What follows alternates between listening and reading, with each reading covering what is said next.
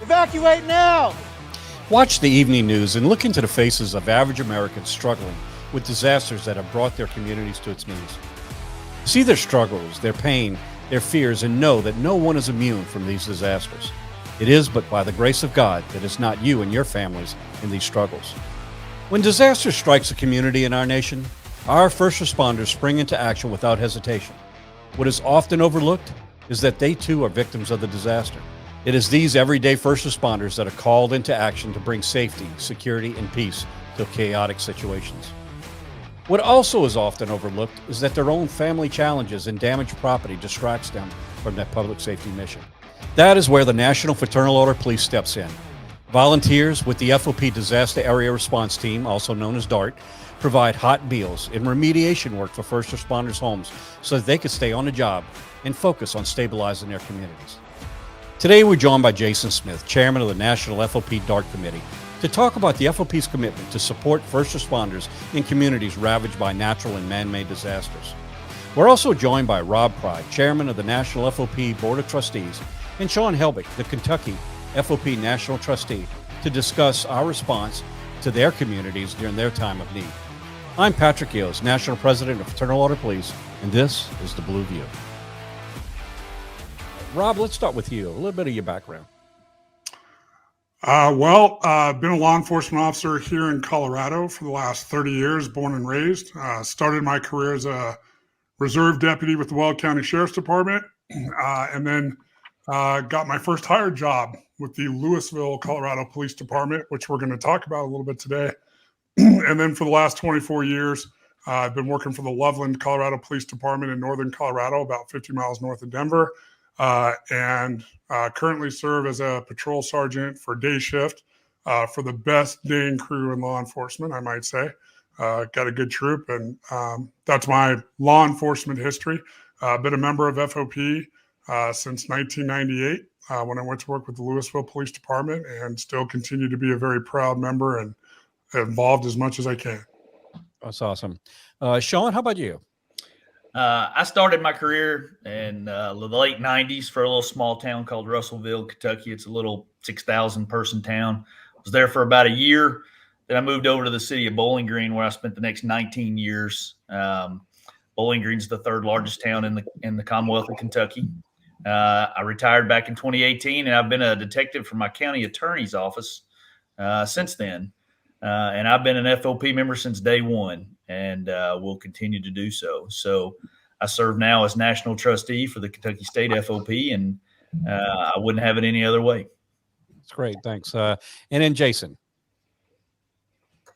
Yeah, I'm 25-year police officer in Oklahoma. Started way back in the mid-90s. Served in many roles as a police officer. And retired just this last March as the chief of police in Jenks, Oklahoma. I've been an FOP member since the beginning, served proudly on the executive board of the Oklahoma State Fraternal Order Police for about 16 years. And I'm the immediate past president of the state lodge, and have served on the state DART team since 2011. And really, with what we're talking about here today, it's just been I found my niche in life, and that's disaster relief. Well, great. All of you, just great leaders at FOP, and I think it just illustrates where we are as an organization and the diversity we have. Just so many solid law enforcement officers making a difference in our communities. Jason, I'm gonna stay with you for a little bit. The disaster relief is kind of a labor of love for a lot of people. They have a lot of motivations that get us into this area, and you have a very interesting path that brought you to disaster relief. So if you could talk a little bit about just the path that brought you into being chairman of this committee. Sure. Seeing what you went through and your agency in 2005 with Hurricane Katrina, we identified that the boots on the ground law enforcement officers, our brothers and sisters, were not being taken care of. And so under the leadership of Ron Bartmeyer in the state of Oklahoma and the Oklahoma board, we developed a regional disaster relief response team which involved enclosed trailer, several cookers, and we kind of evolved from there. Our first deployment was in 2011 with the Joplin tornadoes that devastated that community with an F5 tornado, killing hundreds and hundreds of people. And we were able to provide real relief and work for the men and women in blue and make sure they were taken care of. When we got there, they were handing out cold sandwiches and eating MREs, and we made sure they had 4 hot meals a day. We worked around the clock and really satisfied that need and started a fire that led to the model of our national model and our national DART team to take care of our members. Yeah, Jason, I have to tell you, just being on the receiving end of disaster relief services through the FOP, there's a lot to be said about having a hot meal, and most people don't think much of it, but just that hot meal, and knowing that it came from their peers and someone to talk to while doing it, just I can't speak enough of what it does for morale.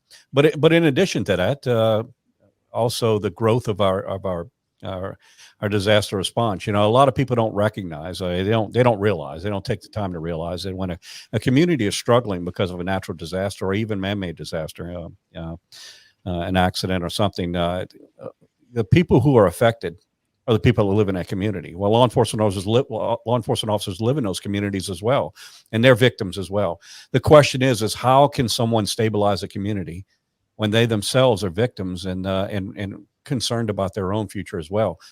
So if talk a little bit about the development of this legal, of our disaster response and the role it plays in trying to help mitigate damage to homes of first responders as well. You bet. Like you stated, the meals are one thing. The fellowship is a good thing. But what we did realize, really through your leadership, is that those officers' homes, they have trees in their front yards, and they have trees in their living rooms, and their cars are buried under rubble. And there's no one to help them. They can't stay home. They don't have that option. They're working 12, 14, sometimes 16-hour shifts to stabilize the community.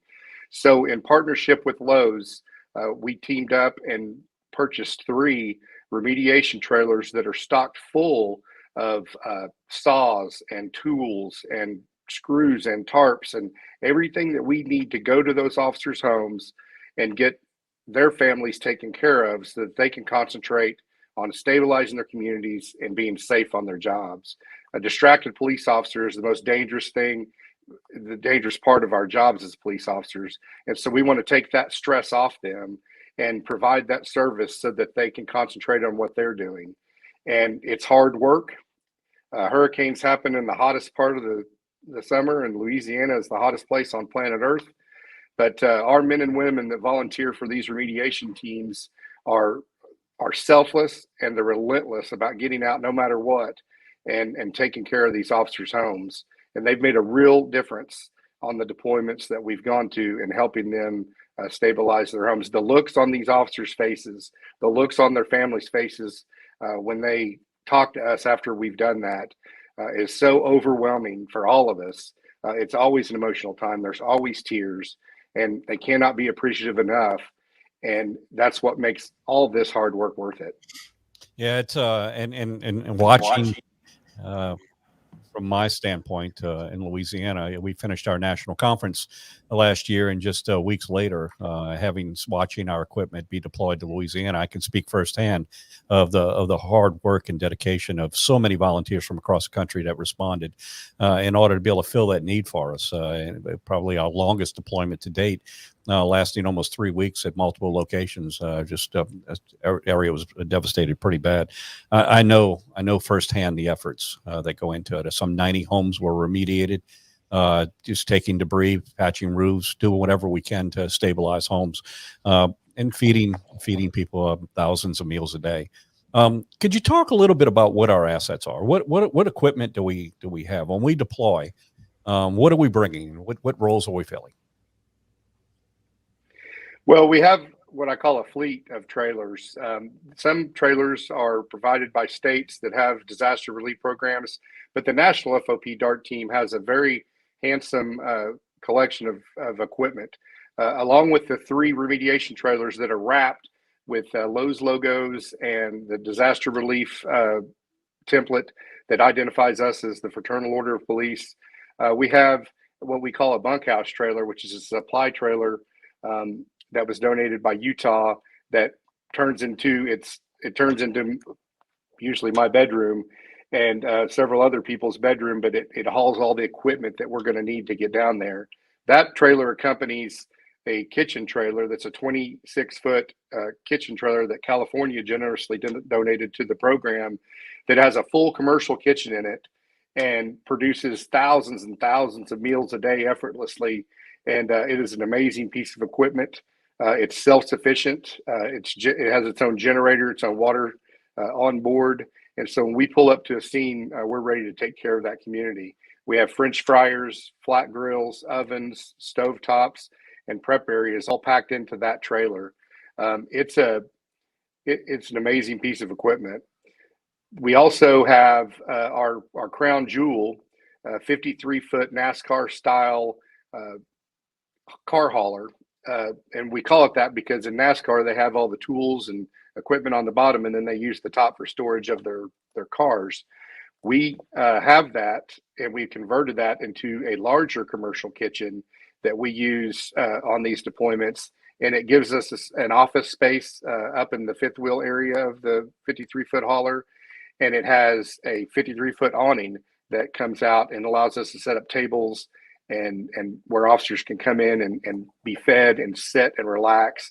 And it's really the crown jewel of our team program, and we're certainly proud of it. It's wrapped also with our beautifully themed Fraternal Order of Police, and it's also identifies some of our key sponsors that have made this mission and this vision possible. Because without the partners' donations, we just simply wouldn't have the money in our organization to take on this big of a task. But because of those amazing partnerships and those amazing donations, we're able to build and staff that equipment.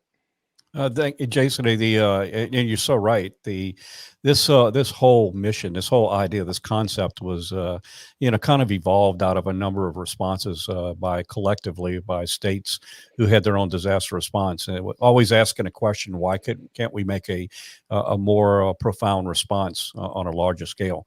And it all started with a conversation one day with a guy by the name of Jim Franzoni with SF&C Insurance, who said, I want to be part of that, and helped us find sponsors. So none of this would be possible, and it's all completely funded by the generosity of corporate America, who sees it and recognizes the sacrifice of first responders, and recognizing that our response to help those first responders are so vitally important, and stabilizing the community. So you have to mention, you mentioned the larger trailer, the 53-foot trailer.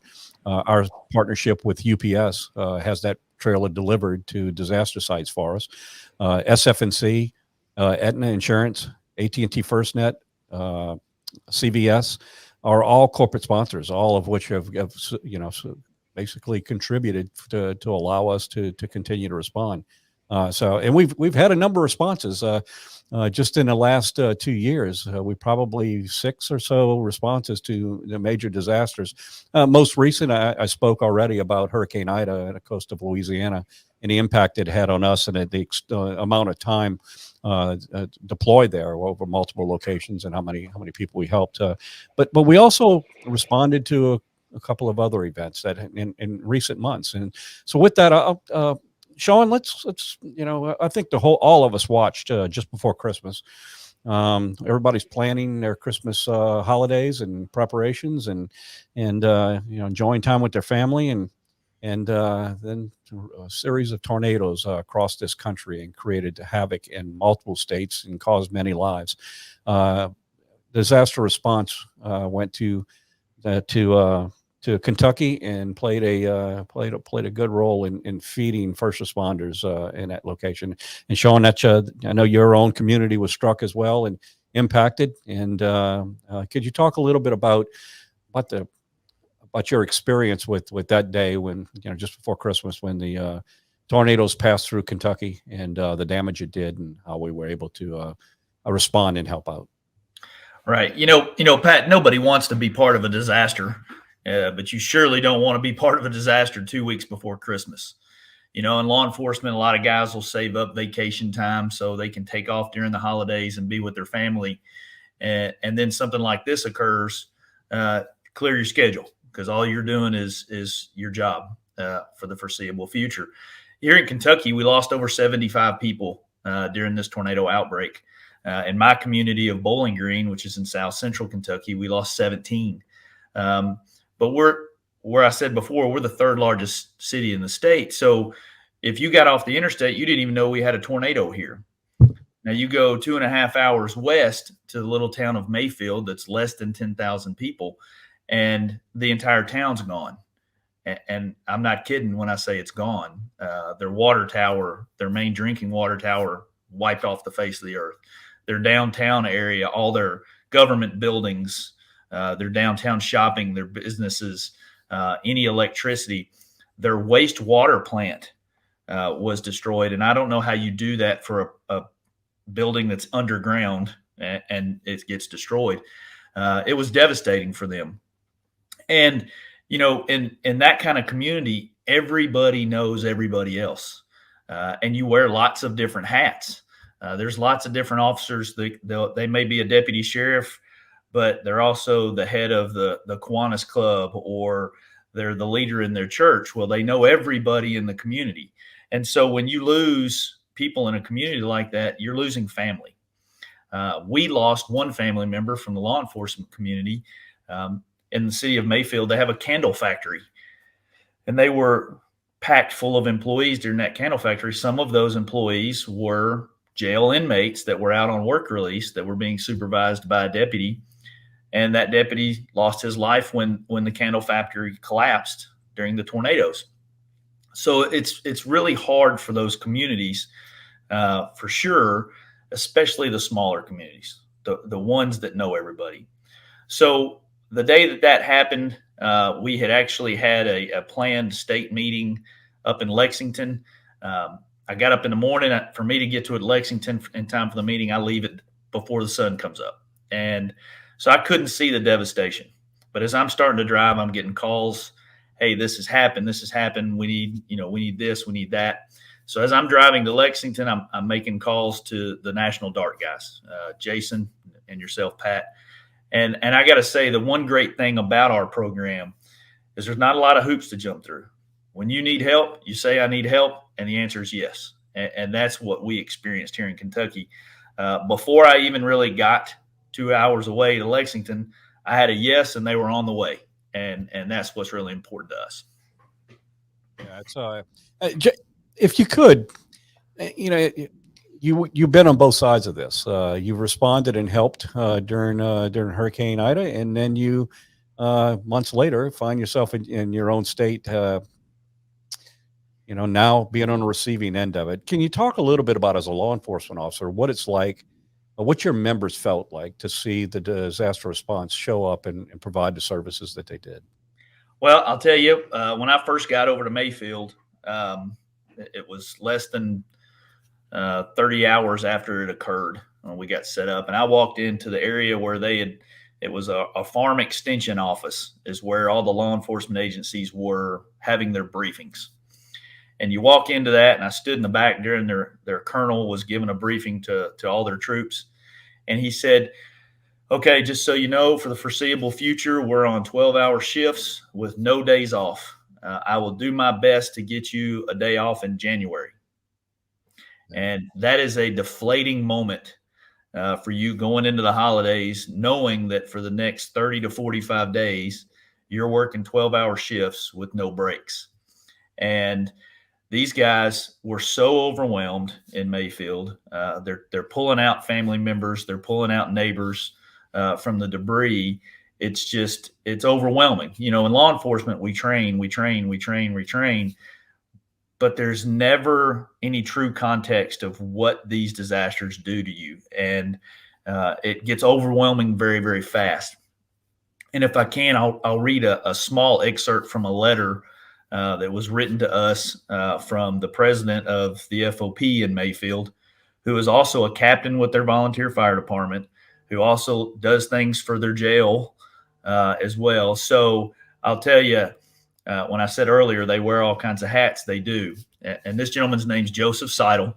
He's a great guy, dedicated to his community. He said, Shawn informed me the FOP would be deploying a food trailer and asking if we needed any other help. He reached out and was coordinating help when even we didn't even realize what it was before us. Shawn also talked to my wife, and she and I agreed something about talking with him gave us both a sense of relief and support that helped us keep going when it felt like it was too big for us to handle. Yeah. And that's what the DART program does. You spend the first 48 hours over your head in this disaster, and you think, I'm by myself. I have no help. This is all we have.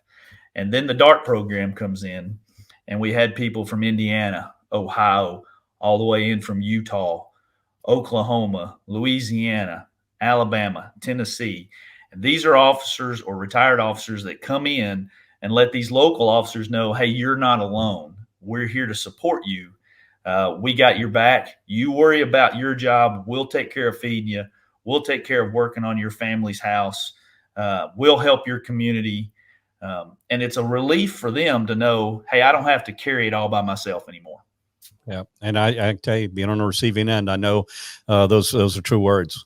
Something very therapeutic about on both sides of this issue, those who are giving and those who are receiving. And I've been on both sides of it. You know, Rob, not long after this, we finished the Christmas holiday. Everybody's making plans for their New Year's celebration, and fires started in Colorado. Can you just kind of paint the picture to what that day was like and how it unfolded? Yeah, it was a crazy day for us. I can tell you, when the fire started, being a native Coloradoan, we've experienced wildfires before, but they're usually up in our mountainous regions. Certainly we've had some devastating fires as of recent, where we've lost homes and luckily not a lot of fatalities in those, but never down around the Front Range area. That's just not something we think about down here. We always know as Coloradans, if you live in a mountainous community, especially in the summertime when it's dry, that's always a risk. But this fire started kind of down along the Front Range, area called El Dorado Springs in Boulder County. And they're still investigating the source of that fire. There's a lot of speculation as to how that happened. But I can tell you when it first started, it was really kind of no big deal. I mean, there were some news flashes about it. It kind of started out in the middle of nowhere a little bit. But what was unprecedented about that day was as pretty soon after the fire started or right before, we had a wind event come through. And throughout this fire, the winds were sustained at 120 miles an hour. And I can tell you, I've gone down. I've had the opportunity to work down there since the fire, helping out. And I drove that fire path, and it was unbelievable what that fire did. I mean, it leaped off of a ridge and the winds carried it clear across what I can only describe as kind of a small valley into the backside of a neighborhood in Superior. And that's when it started catching homes on fire and going from there. So very quickly, I think the fire started around 11:30 in the morning, and we were all just kind of, monitoring it, no big deal. But even up north here, I'm about 50 miles north of that fire. It was very clear about 2 hours into it that it was a serious fire, because you could see it from clear up here, and we were getting smoke and ashes up here. So by the end of that day, 7:30, 8 o'clock at night, the fire had died, but had taken almost 1,000 homes in the Louisville, Superior, and Boulder County area. Having worked in Louisville, I can tell you that a wildfire is not the natural disaster that I would have ever thought in a million years would affect that area. maybe a tornado, maybe some sort of major snow event or other weather event, but not that. So it was clear very early on that they were going to need help down there. They had their hands full. And as you said earlier, Pat, this is the thing about these events is that you have officers that are out working, evacuating people, saving lives, while their own homes in this particular event are burning to the ground, and they're trying to call their own families and tell them, hey, you got to get out. This thing's coming. So it's a unique dynamic for our police officers, our members, and first responders as a whole. But as the fire started to die a little bit, our members at the Boulder County Lodge 65 called pretty quickly and said, "Hey, we're going to need some help here. We've got our hands full." And to Shawn and Jason's point, that was the beautiful thing about this is that I called my state president, Steve Schultz, got his blessing. I made one call to our national president, Pat Yos, and Jason and the boys from the DART squad were on the road in less than 24 hours, heading out here, giving up their New Year's Eve with their families to come out here and assist us and be with us. When they arrived, I have to tell you, the Boulder County folks were just overwhelmed to see them here. The Boulder County Lodge is it's a fairly new lodge, but it's a growing lodge. It's been established for a couple of years, but they just didn't know what to expect. And when Jason and his crew rolled in with that trailer, set up and just started cooking, it was pretty unbelievable. Steve Schultz and I went down there before the trailer got here, scouted things out, and I can tell you what our members and what those officers were eating. They were eating cold Subway, cold Chick-fil-A. They might get a power bar or two. When meals were getting catered in or delivered hot, they weren't making their way out to the troops on the front lines while they were hot. And so, I think the command post was doing their best, but there was definitely need for us. And so we set up down there, and it was a unique perspective from me, Pat, from this particular standpoint. I've served as the national chairman of trustees now since 2017. I was blessed to be elected in that position, and I've been on the national board as the trustee for my own state since 2013.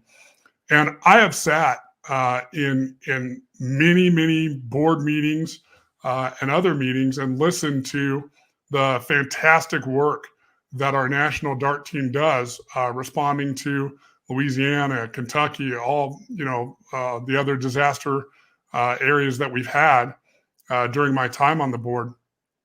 And it's fantastic. I mean, when you sit in those meetings and you listen to the work these guys do and the volunteers that come from everywhere to not only serve meals to our members, but to mitigate, to help remediate their houses while they're working. It's always a good feeling. And but I will tell you firsthand, it is different.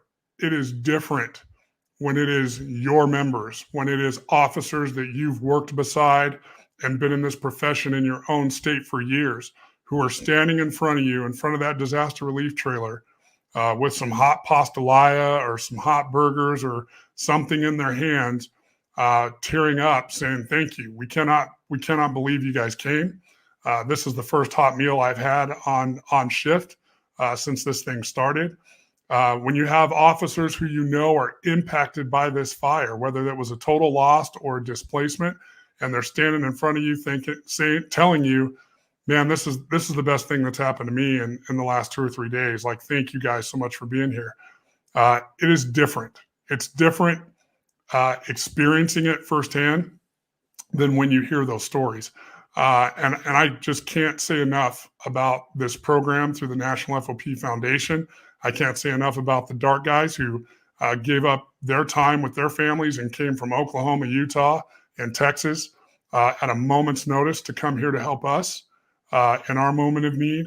And I have to tell you, Pat, it was unprecedented from talking to Jason and the guys because they did such a fantastic job in the way they set up and the way they were doing it that the command post here kind of integrated them into feeding everybody. I mean, these guys literally overnight turned from an FOP disaster response trailer for our members to a Type 1 food catering truck. And these guys pumped out, on average, 600 to 800 meals per meal 3 times a day, because they ended up feeding our members, police officers. They ended up feeding firefighters. They ended up feeding wildland guys. They ended up feeding the XL Energy guys who were in the parking lot next to us and smelled that cooking and came over wanting food. And I have to tell you, Jason and his crew never once turned anybody down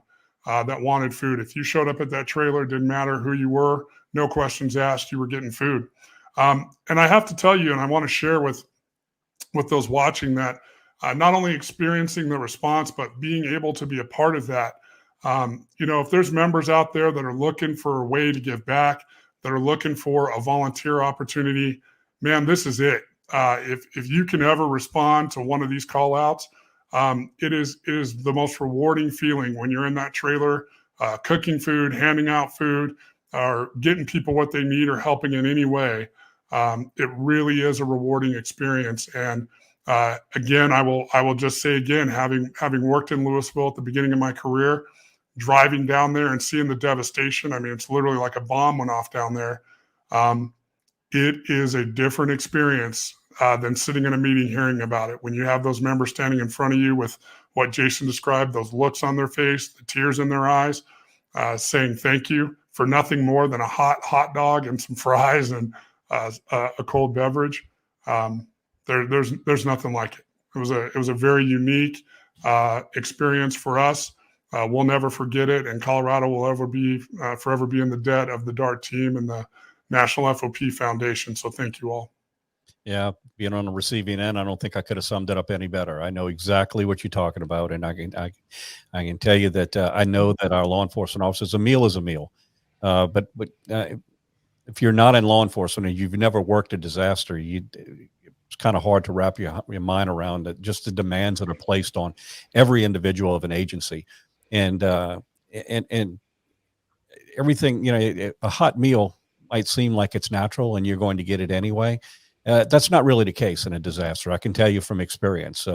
If you're working these locations, last thing there's so many demands going on. Feeding the troops is really not one of them. One of the priorities, because there were so many other things that vie for your attention in a leadership role. So filling, giving that nourishment, but not only the nourishment of just food, but the nourishment of peers, being able to talk with their peers, it definitely has a huge impact on the people on the receiving end and the giving end as well.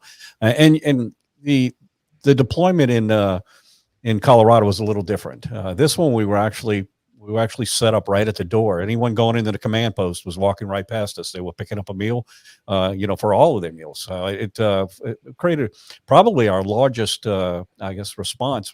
Jason, I think it was 850 meals a day we were doing for each meal. So that's 3 meals a day, and just to prep it and logistics, but also let Jason brag a little bit. It's not just a meal. I know they take a lot of pride in the things that they cook, and so Jason, talk a little bit about a typical deployment and how we, what's on the menu. What do we feed our, those people during our deployments? At the beginning of all this, it was a simple hamburger and hot dog and a cold pop, and that was kind of our staple, and some chips or whatever we could manage to scrounge up. It has evolved into almost a competition. We have some great cooks that are members from around the country. Ron LeBerrier from New Orleans has single-handedly taught me how to Cajun cook, and I was already kind of a smoker, and so really whatever we can get our hands on, we're going to try to do something different for our members and the people we're feeding every single day. In Thibodaux, Louisiana, a grocery store lost refrigeration, so we got like 15 pork butts and 12 briskets, and so we fired up smokers and we smoked meat almost every day. We bought part of our arsenal of cooking utensils is a large cooking pot, Cajun, and we've done all kinds of neat things in that, from chili con carne to spaghetti to pastelaya, and really just everything in between. And part of the benefit of this amazing program is the dedicated volunteers that come from all over the country, but they come from all over the country with their own recipes and their own specialties that they cook at. So our variety of utensils that we use to cook, we utilize that, and we get them the things they need to make that special recipe that they have in their family arsenal. And we really pride ourselves in putting out some good food. And obviously, by looking at me, you can tell I eat a lot. So we eat everything that we cook, and we're real proud when people gobble it up. We did in Colorado the largest cook I've ever done with pastelaia, which was 14 batches, which filled a 30-gallon pot to the very tippy top rim. And I got to tell you, I was a little concerned with that much food that we were going to have a bunch left over. And by the time we got done serving dinner, there wasn't a noodle left of that pastelaia. They ate it up. And so we really enjoy shooting from the hip, using the resources that we have available to us at the time. We sometimes have to go 50, 60 miles to get food. So we go and we try to find what we can to provide those good, nourishing meals. And we can't speak enough of the fellowship. And so the downtime for these police officers, while they're sitting there eating, if they eat right there, the looks on their faces of just being off stage for a little bit and being around people like them, cops helping cops, that means so much to them. And it means so much to us to be able to do it, because so many people always want to help when it comes time to disasters. And they want to be involved. And this just gives our members a way to get down there and to give back and to pay it forward and provide what we need to provide to these guys and gals. But we love getting inventive with the cooking, and we have a good time doing it. You talked about the equipment that we have. We talked about the large NASCAR trailer and how it was made possible by donations of corporate sponsors, and that's really how we respond to these things. But you mentioned the cook trailer, but there are some other equipment that we have that we really need to give some recognition to. California Fraternal Order Police had a cook trailer. What do you call it? The Mighty Mouse? I call it Mighty Mouse. Yeah, it's packed. It's a small compact trailer. It's as small as compared to the 53-footer. It's easy to deploy, and it is a full service kitchen that allows us to really pump out a lot of meals and respond rapidly. So thank you to the California State Lodge for giving that asset to the National. It was a part of a state program, and our agreement is it's needed in California. It will be there, but it is literally fed hundreds of thousands of meals since they've donated it to us. In addition to that, Utah has given us the trailer you talked about that we move equipment in and turn it into a dorm when it's when we're operational. And then also we have a large generator from Missouri. Any other assets from? No, Alabama's given us a considerable amount of money. This really is a collection of a lot of people, a lot of organizations, a lot of groups that really want to see it succeed, and could not be prouder of the response that we have. Jason, I know I've always, I go back to Hurricane Katrina, and I've always said that there is definitely a need for us to be able to respond to these events. I know firsthand what it's like to have that help show up, but we also need to recognize something too. When you show up as a volunteer to help people who are struggling, the last thing we need to do is ask them to help us help them. Because they're struggling themselves. So if someone wants to volunteer to be part of a deployment, walk them through the process. Where do they sign up? What's expected? And what can they expect when they show up? You bet. We've made it pretty easy to get your name on a list to volunteer. And in that list, you go to the FOP website. You go under the Foundation tab. Under the Foundation tab is the Disaster Relief tab, and then it gives you the opportunity to sign up as a volunteer. With that, you become one of the people that are first notified by email that we're going to deploy. And in that email, it tells you where we're going, what are the conditions, and what we expect from you. You're right, Pat. We can't expect the people that we're taking care of to help take care of us. And in light, we can't go and take up all the hotel rooms and the in the community because those are being taken by people that have lost everything. So we live in the exact same conditions that we're going there to help the people that they're having to live in. And quite for most of the time, that means no power. That means no water, running water. And that means that you're going to be sleeping in your cars or on cots in trailers. And we're getting more and more states that are and local lodges that are getting involved with providing those trailers. And so you just have to be self-sufficient. You have to be able to, we'll give you all the food and the water and then the drinks you can eat and drink. But as far as taking care of your personal needs, those you need to be squared away on that. A lot of people, they get there and sometimes they'll say, where's the hotel room? And quite frankly, I have no idea because I never checked.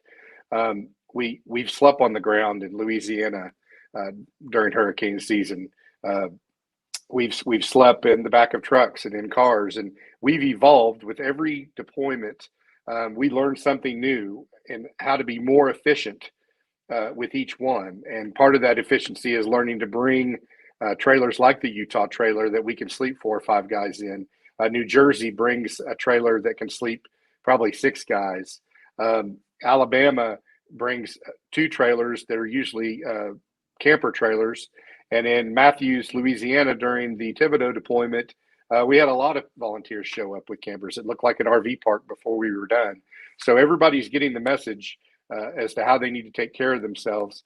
And just understand that you're going to work 18-hour days, and it's going to be uncomfortable. It's either going to be hotter than crud, or it's going to be Colorado cold. And that is a whole different level of cold that I don't know that I've ever experienced, 18 below zero. Consistently. So you just have to be prepared to survive in those circumstances. And quite frankly, that's not a big ask because we're cops and our members are cops. And we've been surviving in those conditions our whole careers. So they just need to be prepared to do that. And if you do show up, and you could expect that you're going to be rewarded by doing so. Just the gratitude of the people that you're helping. Very heartwarming to see how all of this unfolds. So, Rob and Shawn, I'm gonna give you some final thoughts of tell us what it's like to see help show up at a time of a disaster. Go ahead, Rob.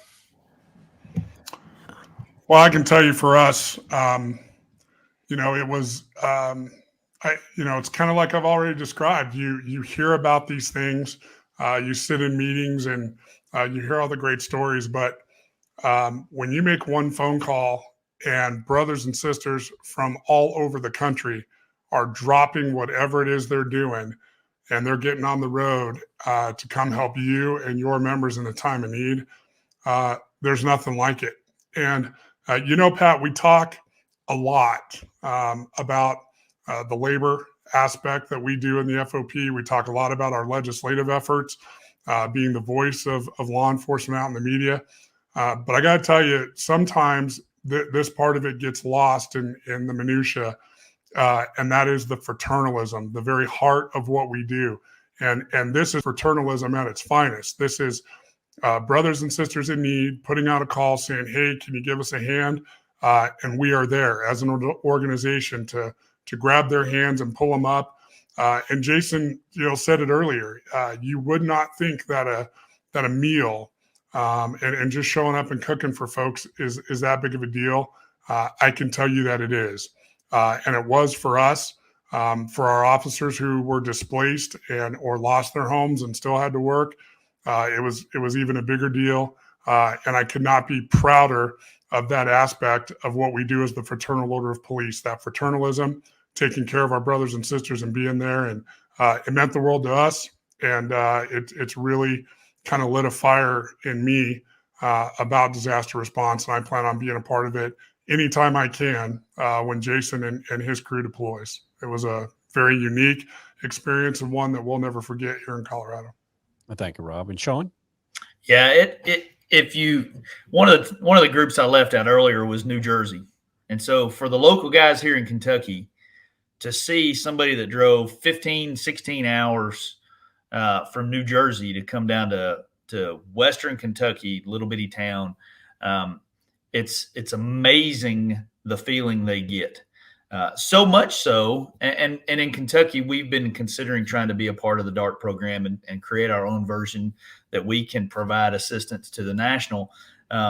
It really put a fire under that. And so we announced at our state board meeting just a couple of weeks ago that we received a rather large donation, and we'll be purchasing trailers and trucks and remediation gear. And by later this year, the Kentucky FOP will join the national, and we'll be able to deploy in different locations. And that was a big push by our membership, not only because some of our members have deployed before to help the national deploy, but we saw firsthand here in Kentucky the reward of having the national come here. And, we don't have hurricanes. We don't have those things. We don't have a ton of tornadoes. But this one hit us hard, and we saw how everyone from across the nation, and Rob stole my word, it's the fraternal and fraternal order of police that is so great of our organization. Sitting by a campfire when it's really cold in December after cooking 1,000 meals for the day and being able to just talk to the locals and let them decompress by talking to us. It was amazing. And Kentucky's definitely going to be a continued part of that in the future. Right. And one thing we hinted around it, but we also have a very strong wellness program within the Fraternal Order Police too. And we've integrated them at least on one deployment, and have intentions of expanding that out in future deployments, of having some of our wellness folks there in our chaplaincy program to be part of this deployment as well. So it's constantly evolving, expanding, and becoming better and better. And it's I always say, I hope you never ever see our equipment in your neighborhood, in your community, in your agency. But rest one thing for sure: if a disaster finds you, we'll find you as well. So, Jason, if a disaster happens, what normally happens? Phone calls are made to talk about the quick real deployment, and then we'll wrap this up. You bet. You probably aren't going to have the opportunity to notify us that disasters happen. Between President Yo's, myself, several key members of my team, when a tornado hits or a hurricane's coming, our phones are ringing and we're getting prepared. In the week that it takes them to talk about a hurricane, I'm gassing equipment up and loading food into freezers just in case we go. But if a disaster strikes your area, the state president will contact the national president. It's usually the other way around, or myself. And like I said, we're usually right on the phone with them, or the national trustee, and just telling them we're here for them. We got your back.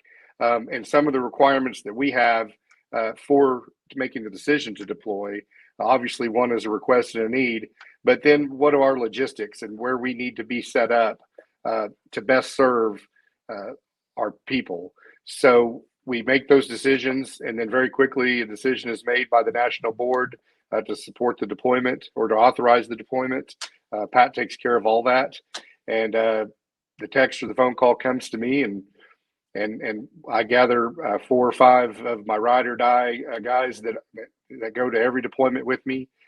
Phil Wise, Ron Bartmeyer, Mark Sechrist, to name a few, but and we start preparations to deploy. We want to be there quickly. We want to be there within just a few hours of the event, and start providing that much needed help.